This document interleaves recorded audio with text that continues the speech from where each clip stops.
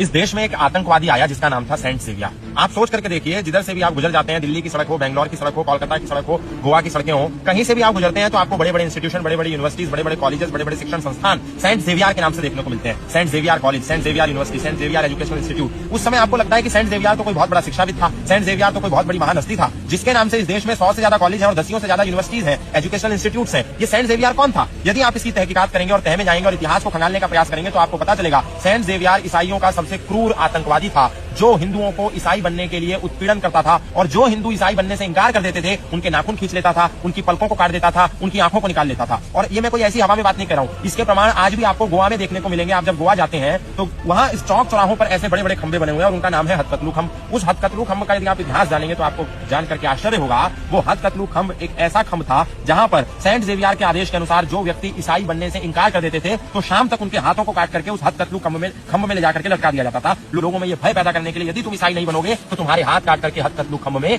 टांग दिए जाएंगे। आप सोचिए, सेंट जेवियर जैसा क्रूर आतंकवादी जिसने हिंदुओं के हाथ इसलिए काट दिए और एक हिंदू नहीं लाखों हिंदुओं के शाम होते होते हथकतलू खंभ में हजारों हाथ लटक जाते थे और आसपास से गुजरने वाले लोगों के मन में भय पैदा हो जाता था कि यदि हम ईसाई नहीं बने तो कल हमारे भी हाथ काट करके यहाँ टांग दिए जाएंगे। बस उसी भय के कारण वो ईसाई हो जाते थे।